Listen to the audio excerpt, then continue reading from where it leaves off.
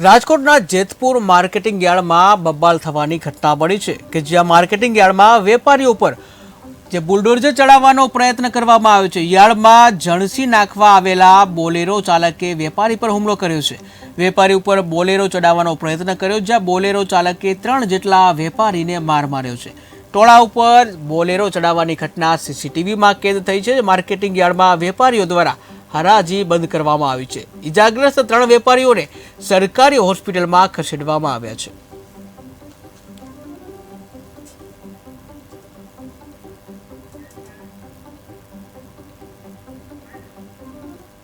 ઘટનામાં એવું હતું, વહેલી સવારે 6 વાગે આવક ખોલી હતી।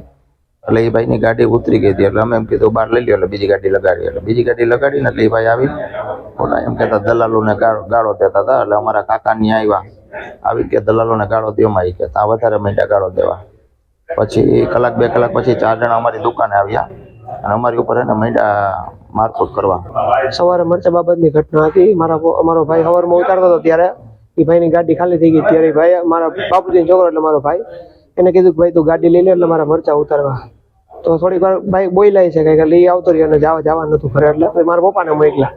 તો એ ભાઈ થોડુંક દલાલ એને ગાયરું દીધા, દલાલ આવવાનું તેવાનું ગાયરું દઈને કહેતા હતા। એટલે મારા પપ્પા કીધું ભાઈ ગાયરું બોલમાં એ સાફ સફાઈ વાળા બહેનો ની હોય ને નીકળતા હોય સવારમાં, એટલે ભાઈ પછી વયા ગયા। પછી થોડીક વાર પછી 3-4 જણા લઈને આવ્યા। પછી મારામારી કરી અને થોડીક વાર પછી એવું બોલેરાના 2 રાઉન્ડ માર્યા। ત્યાં ઘેરો બધો એમાં બોલેરાના 2 રાઉન્ડ મારીને ઘેરાને ઉડાડવાનો પ્રયાસ કર્યો। ઘટનામાં એવું હતું, વહેલી સવારે 6 વાગે આવક ખોલી।